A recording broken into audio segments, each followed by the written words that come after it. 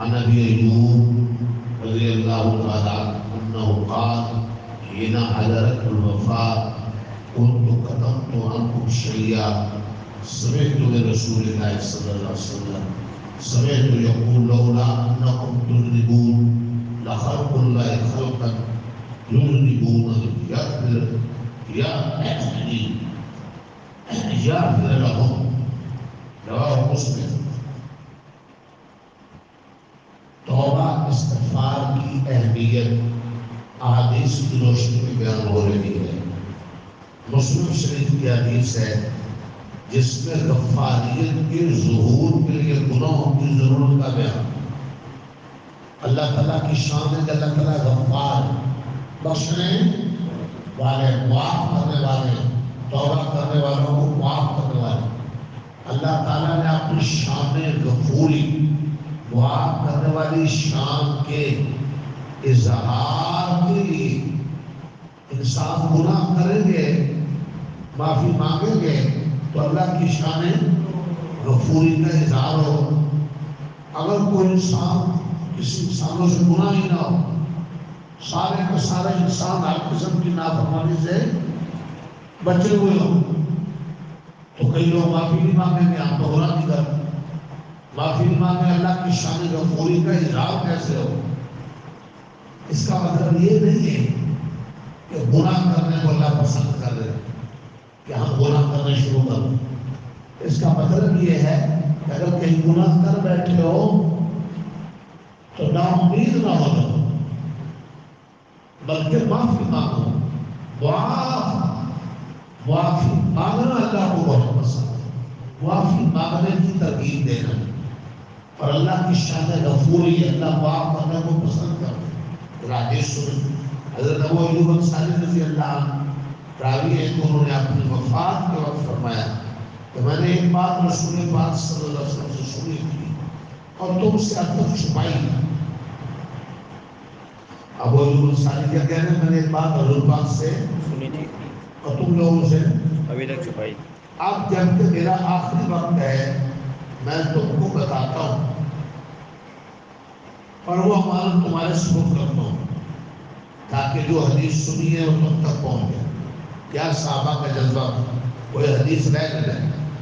میں نے حضور پاک صلی اللہ علیہ وسلم کو ارشاد فرماتے سنا، آپ فرماتے تھے کہ اگر بالفرض تم سب ملائکہ کی طرح بے گناہ ہو جاؤ اور تم سے کوئی گناہ سرزد ہی نہ ہو تو اللہ تعالیٰ اور مخلوق پیدا کرے گا جن سے گناہ بھی سرزد ہوں گے، پھر اللہ تعالیٰ ان کی مغفرت کا فیصلہ فرمائیں گے۔ اس طرح ان کی شان غفاریت کا ظہور ہوگا۔ کتنا بڑا ہے؟ اس حدیث سے یہ سمجھنا کہ اللہ تعالیٰ کو معاذ اللہ گناہ مطلوب ہے اور وہ گنہگاروں کو پسند کرتا ہے۔ رسول پاک صلی اللہ علیہ وسلم نے اس ارشاد کے ذریعے گناہوں اور گنہگاروں کی ہمت افزائی فرمائی۔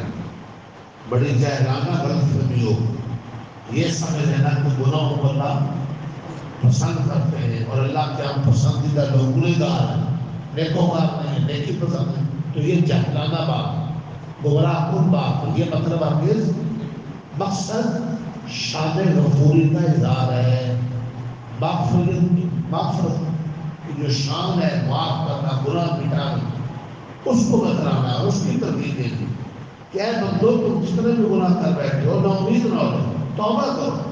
توبہ ایسا راستہ ہے کہ جس سے میری شان رحمت اور میری شان غفوری تمہاری طرف متوجہ ہوگی۔ ترغیب اس کی دینی۔ دراصل حدیث کا منشا اور خدا اللہ تعالیٰ کی شان غفاریت کو ظاہر کرنا، مطلب یہ ہے کہ جس پر اللہ کی صفت خالقیت کے ظہور کے لیے ضروری ہے کہ کوئی مخلوق پیدا کر جائے، اور صفت رزاقیت کے لیے ضروری ہے کہ کوئی مخلوق ہو جس کو رزق کی ضرورت ہو۔ اللہ خالق ہے تو خالق ہے تو مخلوق ہو گئی، رازق ہے تو وہ لوگ ہو گئے جن کو اللہ رزق دیتے ہیں۔ ایسے شان غفار ہے تو معاف کرنے والی شان کا اظہار تب ہوگا جب کئی گناہ کرنے والے بھی ہوں گے۔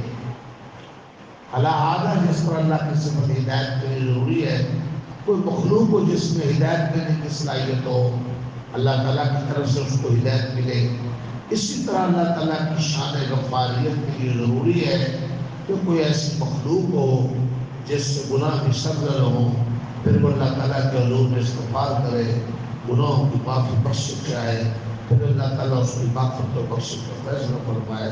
اس لیے ناگزیر اور ازل سے طے ہے کہ اس دنیا میں گناہ کرنے والے بھی ہوں گے، ان میں سے جن کو توفیق ملے گی وہ استغفار بھی کریں گے، اللہ تعالیٰ ان کی مغفرت کا فیصلہ بھی فرمائے گا۔ اس طرح اس کی صفت مغفرت شان غفاریت کو ظہور ہوگا۔ حضرت ابو ایوب انصاری رضی اللہ عنہ حضور علیہ السلام کے شان کا برسلی میں اس خیال سے کبھی تذکرہ کیا کہ کم فہم لوگ غلط فہمی میں مبتلا ہو جائیں، پھر آخری وقت میں اپنے خاص لوگوں سے اظہار فرما کر امانت گویا ان کے سپرد کر دی۔ یہی مضمون الفاظ کے تھوڑے سے فرق کے ساتھ، یہ تو مسلم کی حدیث تھی، بخاری میں بھی حضرت ابو ہریرہ سے بھی مروی ہے۔ اللہ تعالیٰ